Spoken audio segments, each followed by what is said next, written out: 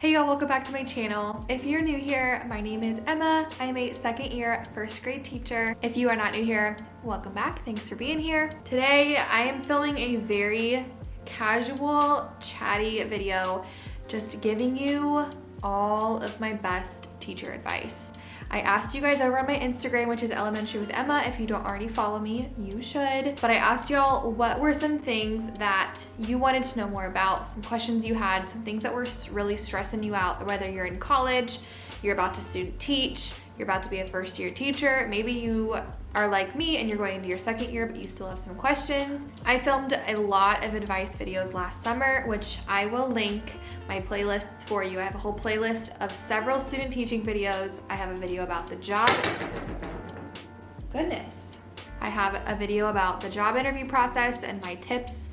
I have videos about buying things and building your first classroom, my first year experience and advice. Like, I have so many videos, and when I asked you guys on Instagram for your questions, there were so many questions that I got that I've done like an entire video about. For example, I had a lot of people ask me what were my must-haves for my first classroom.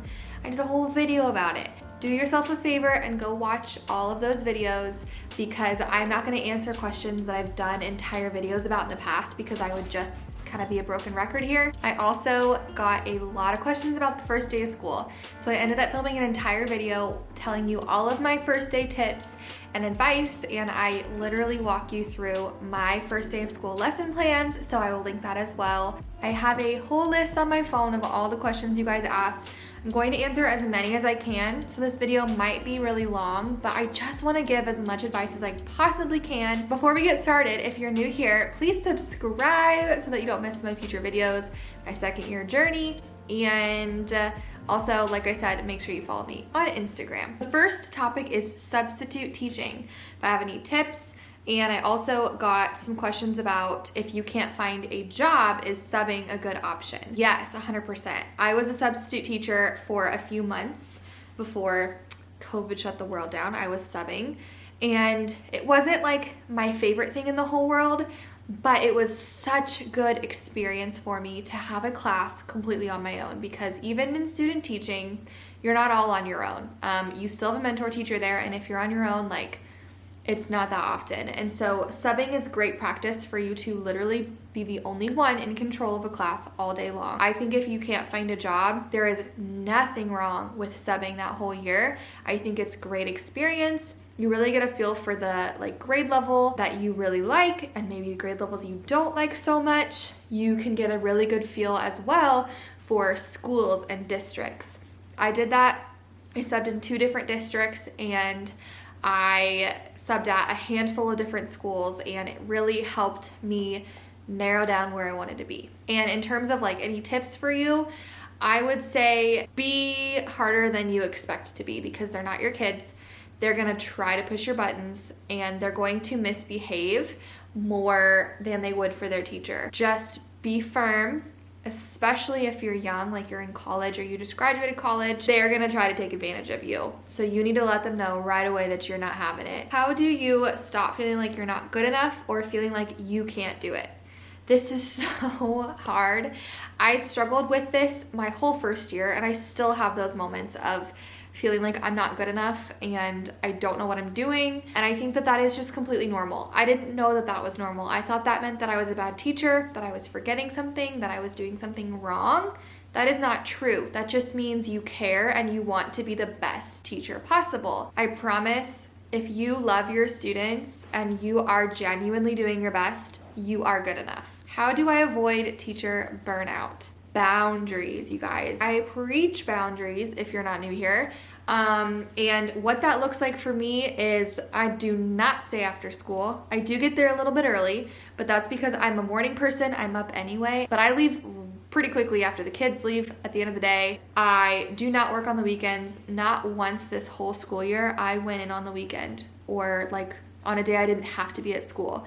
And I pride myself on that. Now, I'm not saying that it's always gonna be like that and that I'm never ever gonna have to go in on the weekends, but that's just a boundary that I set for myself this first year, because truly your job is never done. I could work 24/7 if I wanted to, but I don't want to, and there's nothing wrong with that.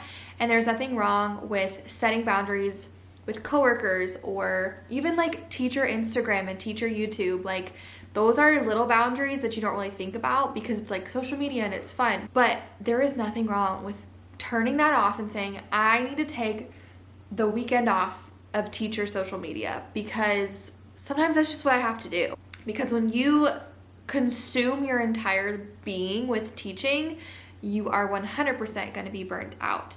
I set such good boundaries this year and I still experienced burnout at different points because sometimes that's just the job. It is exhausting, and that's why it's important to do everything in your power to set boundaries and have good balance, like home-work balance. And that's going to look different for everybody, so you need to figure out what can you do to help promote those healthy boundaries and not get burnt out. How do you find a balance between being strict and soft? You know that like really dumb saying that I actually hate that people say that's like, you're not gonna smile until Christmas break? I think that's baloney. However, I think I did not let up on my expectations until Christmas break. But in terms of having those really strict and firm expectations, I did not give them any leeway until Christmas break when they were well into the rhythm. And that's not to say that like I let them get away with things. It's just to say I gave them a little bit more wiggle room because I trusted them and they knew I didn't have to be on them all the time anymore. They knew. And so you can kind of like let back the reins a little bit then. I think it is so much easier to start off a little bit too hard than to start off too soft. If you start the year too soft, it's really, really hard to recover that. I promise they are not going to hate you just because you are firm and strict. It's good for them. It's just like discipline is healthy for children when they're growing up. The purpose behind our expectations is because we love them and we expect like the best from them because we know they can do it. Expectations and firm boundaries are so healthy in the classroom and they are still gonna love you. I got some questions about time management, how you plan, and when you get everything done, especially because like I just said, I did not plan on the weekends or in the evenings really. I tried so hard to get everything done during my contract hours. Now, again, I would go into school early because I'm just a morning person. If I couldn't get my lesson plans done in my contract hours, I would just come into school a little bit earlier and knock them out. I would say in terms of time management, if you have free time, get stuff done. I just took advantage of every free moment that I got throughout the day. Do not waste your time. That's not to say that sometimes during plan time, I just needed like 10 minutes to scroll through TikTok because my brain was about to explode. That happened frequently, but I didn't go willy-nilly, walk around, chat in the office, go to my teammate's room and just talk for 30 minutes every plan period. Like I did not waste my time. Sometimes it's just impossible when, you know, those times a year when it's really, really crazy or grades are due or it's the holidays or whatever, like those times I had to put in a little bit extra work, but that's just in general. Student teaching tips. So I have 3 videos about student teaching. And I feel like those are probably more helpful than any advice I could give you right now because I am realizing student teaching was 2 years ago for me. This 1 year just felt so long that student teaching truly feels like an eternity ago. So I feel like the videos I filmed last summer about student teaching, it was much more fresh on my mind, and those are going to be so much more helpful than anything I say. I would say my biggest piece of advice though is to treat every single day and every single relationship, lesson plan, everything like it's a job interview, because it is. If you're new here, you may not know my job search journey, but I got hired at the school I student taught at, and it's because I treated every opportunity like it was a job interview. I just think having that mindset going into student teaching made all the difference for me, because in practicums I just would kind of go and sit in the back, and when it was time for me to teach, like I would teach my lesson, but then I would go back. I didn't have great relationships with anyone else in the school, but student teaching I really made an effort and it paid off for me. So that I think is my biggest overall piece of advice. What are the most important routines to teach, and how do you come up with your routines? Again, in that lesson planning video for the first day of school, I talk about some of the routines and how important it is to teach routines. But if we're being specific, I would just look at like the day-to-day activities you're gonna have in your classroom and how can you help it run as smoothly as possible. how are they going to ask you when they have to go to the bathroom? And it kind of just depends on like your personality and what you prefer and what you want happening in your classroom. Everybody's classroom runs totally differently. For example, I hate when I'm teaching and a kid raises their hand and they say something completely unrelated to what we're talking about. So in order to like avoid that, I don't want them to ask me to go to the bathroom. They do this, it's the sign language for R for restroom. They hold it up, and if I nod at them, they go silently. They just sneak off to the restroom. If they need their pencil sharpened, I just have tubs. They don't have to raise their hand and tell me that their pencil broke. They just silently get up and they go get a new pencil, and then they sit back down. That's it. I don't need to know. You don't need to interrupt me. Those are like the little things I have throughout my day that just makes things flow easier. I would just sit down and make a whole list of what you want to do in your classroom and what's going to help your classroom run smoothly. And as the year goes on, also there's nothing wrong with seeing something that doesn't work and changing it up. There were a handful of procedures this year that I'm not doing next year, and there's a handful that I came up with in the middle of the year because it wasn't totally working how I wanted, and I just kind of adapted it a little bit, and now it's great, and I'm going to start that from day one this year. So just know you're going to learn as you go, and it's totally fine. What can I do to prep before school starts? I got asked this one so many times. Again, list your routines and your procedures. It is really, really, really hard though to prep anything before you start. This summer, I have a much better idea of what I can do because I've been through it. I know what worked well, what didn't work well. I've met with my team a little bit already, and I'm able to kind of get ahead a little bit. Last summer, there was really nothing I could do, and everything I did try to do was honestly kind of a waste of my time because I just had to change it once I finally met with my team and other teachers. So I know that that's hard to just kind of sit on your hands and wait, but if you have not had the chance to meet with your team, I just think a lot of the stuff that you're going to do in terms of like lesson planning and stuff is kind of a waste of time. You're not expected to come in on your first workday with like the first month planned out. You will have time to lesson plan. You'll have time to work with your team. Don't let that stress you out. How do I build confidence? This is so hard. Student teaching was when I really gained my confidence, and I think that's what it's really for. But I feel like this year I really learned what kind of teacher I was, and I really became confident in who I am as a teacher. Just after obviously practicing all day, every day.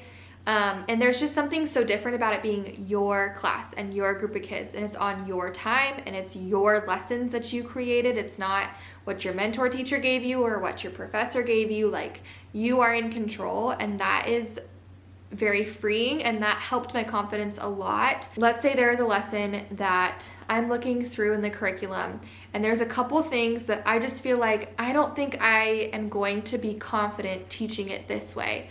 You're able to tweak it as long as you're still teaching the concept like the correct way. I don't think there is anything wrong with adapting and tweaking things to be more your teaching style. If that's what makes you confident in teaching a lesson, then change it just a little bit. Make it more your style. And I did that a lot last year, and I think that that built my confidence so much because I had the freedom to do that. And obviously, you gain confidence by practice, just like everything else. The more you do it, the better you get.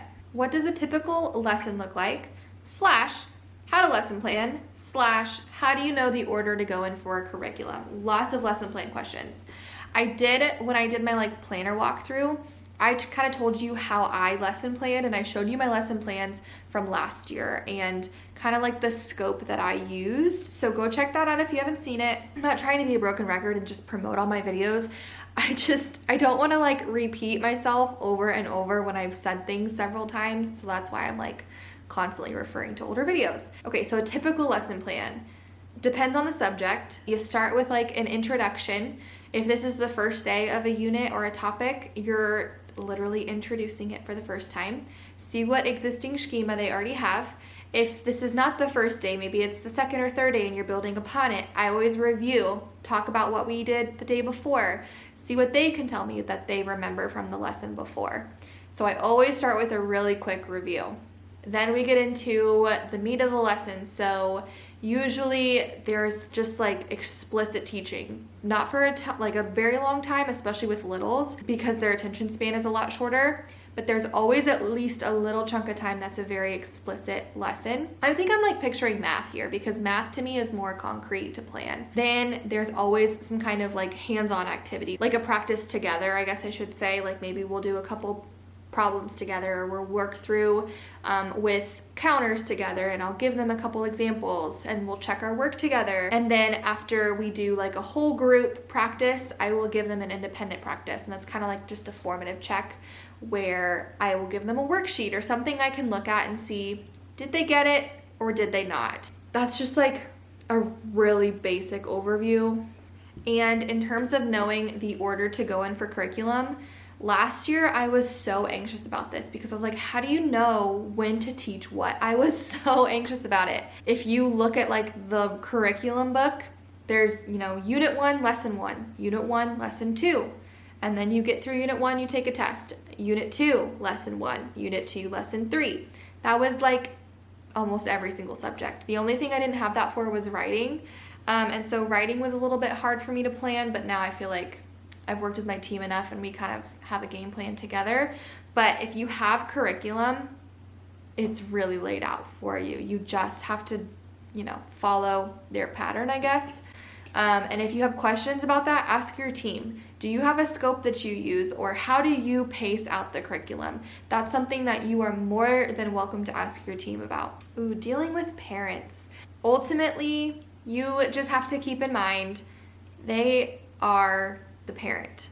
This child who you have for 1 year of teaching is their entire world. They just want what's best. And so usually, as long as you are showing that you also want what's best and that you care about the parent's opinion and the parent's input, and you are not coming at the parent saying what they're doing wrong, or you're not coming at them telling them all this information or talking down to them, I think that having that like mutual respect of, I respect you as the parent, I want your input, I want how you're feeling, and I want to know what you're noticing. So let me think of like a specific example.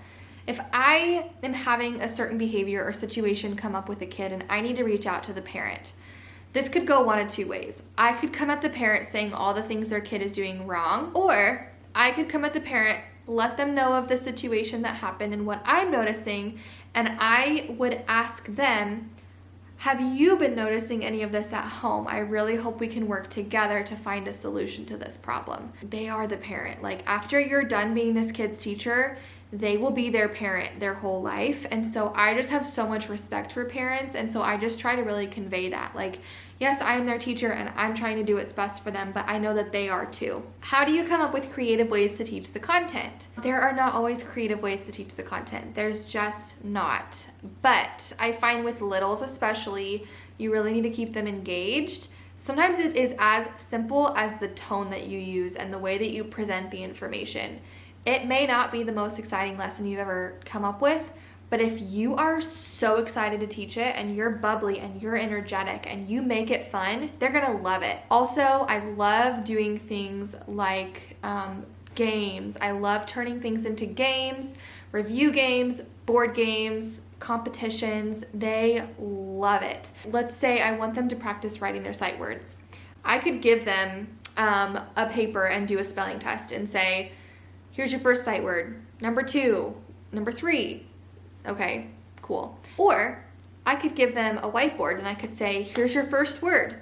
They could write it and hide it really dramatic, and then they'll show me and I'll get really excited, and then we'll do a big drum roll reveal of how it's spelled, and if they get it right, they get to give themselves a point in the corner, and we'll keep track of how many points they got. Just like the simplest differences is how I keep them engaged. You do not need to have a room transformation or go buy these expensive units on TPT to have creative lessons. And I thought you did to be a good teacher.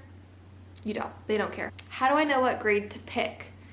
So this is where subbing comes in when you're student teaching or doing practicums. See if you can observe other grades to see what you like. But honestly, I didn't pick first grade. That's just the job that was available to me and I took it. And here's the thing. If you teach a year in a certain grade level and you hate it, guess what? It's 9 months of your life. The next year, you can go to a new grade level. I think it's very rare to go into the job search with a certain grade in mind, and then you happen to get that job also in a good school. Like, I am always an advocate of your school is more important than your grade. And so I would be more concerned about what school you're at. I mean, you can have like a range that you prefer, because I think it's kind of easy to tell, like, do I like younger kids or do I like older kids? But in terms of what grade you pick, I would not set your heart on one grade and say, I'm not accepting a job unless it's offered to me in this grade, because the chance of that happening is pretty slim. How far ahead do you lesson plan? Depends on how productive I am. I tried last year to be ahead a good like week or two. That doesn't mean that my copies were all made or anything like that, and that doesn't mean they were like finalized, but I really tried to have a very rough plan done at least like a week in advance. I was not the kind of teacher that would make my lesson plans like the night before or the morning of. That is just not how I work. And if that's how you work, I'm not dissing that. Like, there's literally nothing wrong with that. But my anxiety would never let that happen. I'm just not a person like, you know, there's those people who work really well under pressure at the last minute and they're procrastinators. I am not that person. I do not do well under pressure. I need to be like very well ahead of the game. And I am like that with lesson planning as well. So I'm not saying that to say you need to be 2 weeks ahead or you're failing as a teacher. You might be making them the night before. There is literally nothing wrong with that. How do I implement classroom management? Classroom management is not a one-size-fits-all. What do you believe in as a teacher? What do you want your classroom to run like? And then again, what procedures and routines and expectations are you gonna put in place to make that happen? I use warm and fuzzies in my classroom and positive reinforcement. So when they make my heart feel warm and fuzzy, they get a point.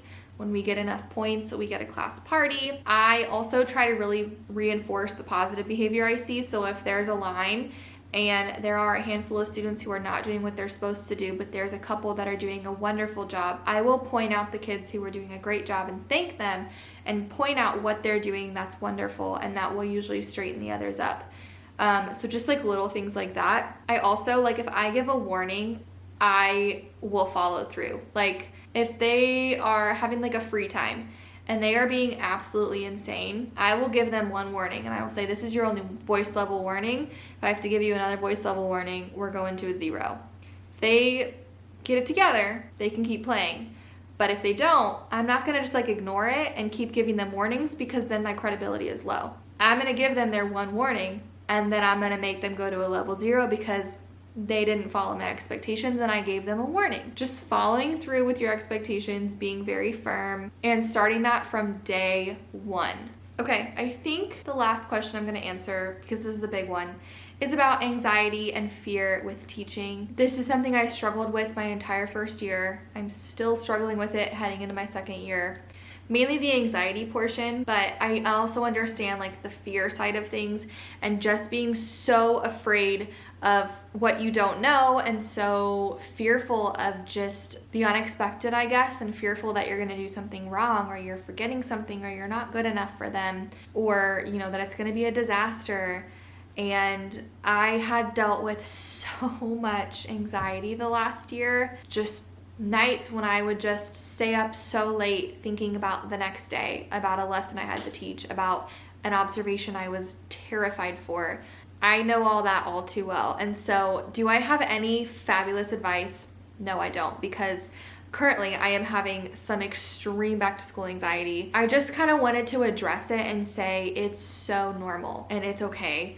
And it doesn't make you a bad teacher. Everything I stayed up worrying about, everything that I was anxious about, it was always fine. That is really a big reason why I had such firm boundaries last year, was because if I did not stick to those firm boundaries, my anxiety would have been so much worse than it was.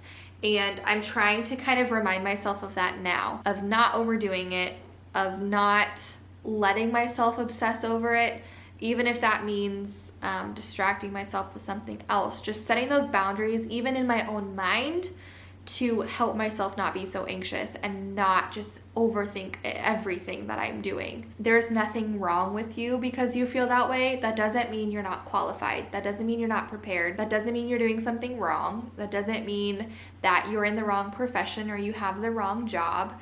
None of that is true. You can be in the exact right place and still be anxious.